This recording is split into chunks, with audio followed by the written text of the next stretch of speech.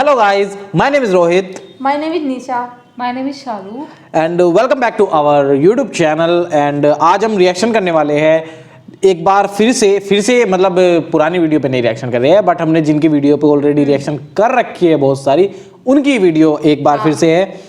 राशिद मुफ्ती पुणे जो वीडियो डालते हैं ये और जो वीडियो हम डालते रहते हैं मोहम्मद सब के लिए उसकी जो सीरीज हम उसकी वो सीरीज कर चुके हैं उन्हीं की वीडियो है पर वो पार्ट से अलग है थोड़ी सी। आज का जो टाइटल है वीडियो का है इन्हीं की ये बहुत ही बेस्ट वीडियो क्रिएटर है ये, तो हमने इनकी अलग वीडियो भी स्टार्ट कर दिया है। अब देखना और रिएक्शन करना भी शुरू कर देंगे हम इनकी अलग अलग वीडियो पे भी, क्योंकि वो सीरीज तो इनकी खत्म भी हो चुकी है और बहुत सी वीडियो है इनके चैनल पे, तो हम बेशक सारी वीडियोस पे रिएक्शन करेंगे धीरे धीरे से।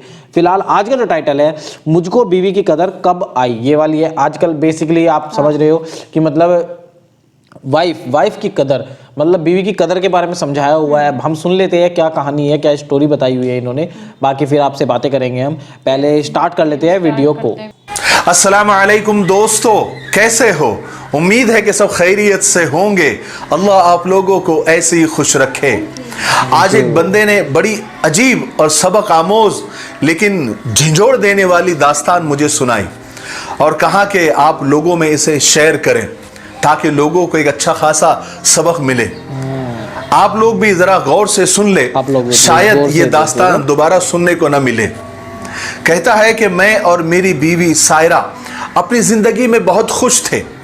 अल्लाह ने हमें खूबसूरत और प्यारा सा बेटा दिया था और अब वो 4 महीने का हो गया था, लेकिन पता नहीं मेरे घर वालों की और सायरा की बिल्कुल बनती ही नहीं थी। जब भी मैं ऑफिस से घर आता था तो सब एक एक करके मेरे कान भरते थे कि तेरी बीवी किसी काम की नहीं है, आलसी है, कोई काम नहीं करती, दिन भर सोई रहती है, लापरवाह है, बदतमीज है। रोजाना ये बातें मेरे कान में फूकी जाती थी। कुछ दिन के बाद मुझे भी ऐसा लगने लगा कि हाँ ये बातें सब सही है। एक दिन मैं तैश में आया, मेरे अंदर का मर्द जागा। मैंने उससे 4 महीने का बेटा अपना उससे लिया और उसे गुस्से में मायके छोड़कर आ गया, क्योंकि मैं मेरे घर वालों के जो ताने थे वो सुन सुनकर तंग आ चुका था कि तुम्हारी बीवी किसी काम की नहीं है, कोई काम नहीं करती, आलसी है। तो मुझे भी बार बार सुनकर ऐसा लगने लगा था कि हाँ आखिर सायरा करती क्या है। सारा काम चाहे बर्तन हो, कपड़ा हो, धोना, वो तो नौकरानी आकर कर देती है और ये तो शायद दिन भर आराम ही करती होगी, लेटी ही रहती होगी। मेरे घर वाले बिल्कुल सही है, इसलिए मैंने गुस्से में आकर आज फाइनली उसे मायके में छोड़कर आ गया। मैंने गुस्से और तैश में आकर सायरा को मायके तो छोड़ दिया, लेकिन उसके जाने के बाद आज मेरी पहली रात का आगाज था। अब मेरे पहलू में कोई मुझे अपनी शरारतों से हंसाने वाला और छेड़ने वाला कोई नहीं था। हाँ, मेरे 4 महीने का बेटा जरूर था जिसे मैंने अभी अभी बोतल का दूध पिलाकर सुलाया था। अब वो सो गया था। 4 महीने आप शायद समझे नहीं, दूध पिलाने से लेकर बच्चे को सुलाने तक मुझे क्या क्या करना पड़ा मैं आपको डिटेल में बताना चाहता हूं। सबसे पहले मैं उठा, किचन में गया, दूध की बोतल को साबुन से धोकर मैंने उसे चूल्हे पर चढ़ाया। दूध की बोतल को उबाला, फिर दूध बनाने के लिए पानी को मैंने नीम गर्म किया, उसमें पाउडर डाला, तब कहीं जाकर एक फीडर तैयार हुआ। दूध पिलाने के बाद मैंने बच्चे को कंधे पर रखकर उसे थपकता रहा बहुत देर तक ताकि दूध हजम हो जाए। फिर उसका पैम्पर तब्दील करने के लिए, चेंज करने के लिए मैंने उसे लिटाया तो मालूम हुआ कि बच्चे ने तो टॉयलेट कर दिया, पाखाना किया हुआ है। उसे मैंने बाथरूम में ले जाकर उसे साफ करके वापस आया। जैसे ही वापस आया तो उसने दूध की उल्टी कर दी। मैंने जल्दी से गया रुमाल लाने के लिए ताकि मैं उसे साफ कर सकूं। खैर जैसे तैसे मैंने उसका पैम्पर दोबारा लगाया और बाजू में झूला देकर उसे सुलाने लगा। मैंने दूध उबालकर ठंडा किया और उसे फ्रिज में रख दिया। सायरा होती तो मिल्क शेक बनाकर मेरे हाथ में थमा देती, क्योंकि मुझे भूख भी बहुत जोरों की लगी हुई थी। लेकिन अब इतने झमेलों में पड़ेगा कौन? अभी अपनी रोटी बनाकर मैं खा लूंगा, मैं ये सोच ही रहा था। लेकिन आटा, उसे तो गूंदना पड़ता है ना। शुक्र है सालन तो थोड़ा सा किचन में यानी फ्रिज में रखा हुआ था, बस उसे कटोरी में डालकर वो ओवन में बटन बस दबाना ही था। लेकिन मेरे बेड के ऊपर इतना सामान बिखरा हुआ था, पैम्पर, वाइप्स, खिलौने, फीडर, मैंने सबको समेटा और उसकी मखसूस जगह पर उसे रख दिया। रात का खाना जैसे तैसे हो गया, लेकिन सुबह के लिए रोटी नहीं। सुबह ऑफिस जाना है, ऑफिस जाने के लिए कपड़े इस्त्री नहीं, लेकिन अब तो मुझे ही करने थे। मुझे बड़ा गुस्सा। जैसे तैसे मैंने कपड़े इस्त्री करने शुरू किए। अभी शर्ट ही प्रेस की थी कि फिर बेटा रोने लगा।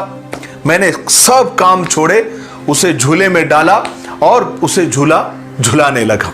भूख से मेरा बुरा हाल था। अल्लाह अल्लाह करके मैंने बच्चे को सुलाया और एक रेस्टोरेंट में कॉल करके मैंने खाना डिलीवर करने का ऑर्डर दिया।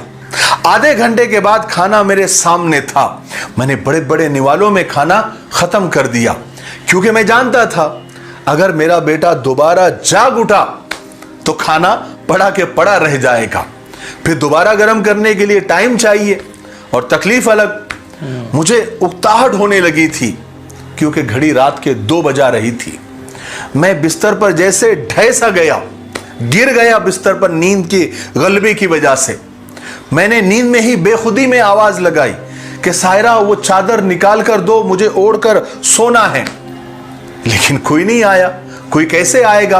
अब तो मुझे खुद ही उठकर लेनी पड़ेगी। अब मैं ये सोच ही रहा था कि मेरे घर का यूपीएस जवाब दे गया, पंखा बंद हो गया। इससे पहले कि गर्मी की वजह से मेरा बेटा जाग जाए, मैंने बेड से छलांग लगाई और झट से दस्ती पंखा अलमारी से निकाल लाया और उसे मैं पंखा झलने लगा और साथ ही साथ नींद की शिद्दत से मैं भी झूलने लगा। रात के 2:30 बजे बिजली आई और मैं फौरन ही सो गया। 3 बजे मेरे बेटे की फिर रोने की आवाज से मेरी आंख खुल गई। अचानक गहरी नींद से जागने पर मेरे सर में दर्द होने लगा। उसे भूख लगी हुई थी। मैं सुस्ती से जैसे तैसे उठा, उसे डब्बे का दूध बनाकर पिलाया और तकरीबन 3:30 बजे के करीब मेरा बेटा सोया और मैं भी सो गया। उसके बाद मेरा बेटा कब रोया, कब सोया, कब उठा, कब जागा, मुझे नहीं मालूम। लेकिन जब मैं सुबह 8 बजे उठा तो वो रो ही रहा था और उसके पैम्पर से पाखाने का, टॉयलेट का मवाद निकलकर बेडशीट में जज्ब हो रहा था। बहरहाल मैं जल्दी से उठा और उसका पैम्पर चेंज किया, उसे दूध पिलाया, बेडशीट को धोया और एक धुली हुई बेडशीट मैंने बिछाई। तब तक 9:15 हो चुके थे। नाश्ते में जो दही मैं खाता था वो सायरा घर में ही बना लेती थी। अब पता नहीं वो किस वक्त बनाती थी। बहरहाल मैं चाय बनाने की गर्ज से बर्तन में मैंने दूध डाला और सोचने लगा कि कौन सा वक्त था जब सायरा मसरूफ नहीं होती थी। मेरी खिदमत में उसने कभी कमी आने नहीं दी। घर में सिर्फ वही 3 काम तो नहीं थे जिनके लिए मैंने नौकरानी रखी थी।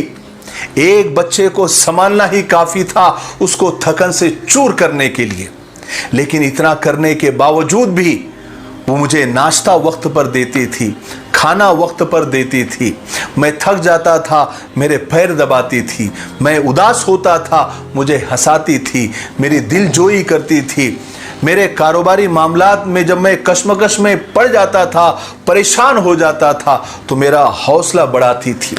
मैं इन्हीं सोचों में गुम था और मेरे ही अल्फाज मेरे ज़हनो दिमाग में गूंज रहे थे, जो मैं सायरा को कहा करता था कि सायरा तुम करती क्या हो सारा दिन? तुम्हारा बदन क्यों दर्द करता है? कौन सा पहाड़ तुम उठाती हो? और मेरा ये ताना सुनकर वो पहलू करवट बदल कर उधर मुंह कर लेती थी। शायद वो मेरे कड़वे जुमलों पर आंसू बहाती होगी और मैं जालिम इंसान कभी उसकी परवाह नहीं करता था। फिर कुछ देर के बाद वो खुद ही साइड बदल कर मेरे चेहरे की तरफ झुक जाती थी और मुझे आई लव यू कहती थी। मैं जवाबन मुस्कुरा देता था, लेकिन वो इसरार करने लगती थी कि इस आई लव यू का जवाब तुम दो। मुझे उसकी शरारतें याद आने लगी। सुबह के 10 बज रहे थे, काम पर मैं जा नहीं सका। नींद पूरी नहीं होने की वजह से मैंने छुट्टी मार दी और मेरे सब घर वाले अपने अपने कमरों में मशगूल थे। जो अभी कल ही मुझसे कह रहे थे कि तुम्हारी बीवी कुछ काम नहीं करती, दिन भर लेटी रहती है, आलसी है, किसी काम की नहीं है, इन सब घर वालों में से किसी एक ने भी मुझे चाय का 1 कप बनाकर देने की तकलीफ नहीं की।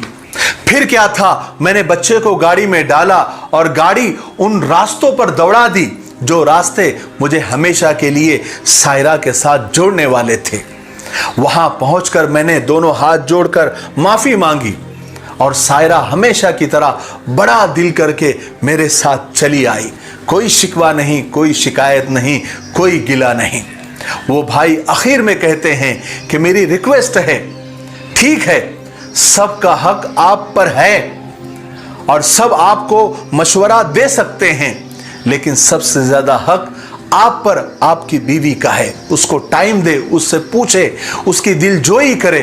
सारा दिन बगैर मजदूरी के, बिना लालच के आपकी, आपके बच्चों की, आपके खानदान की वो खिदमत करती रहती है और बदले में उसे क्या मिलता है ये तो सब जानते हैं।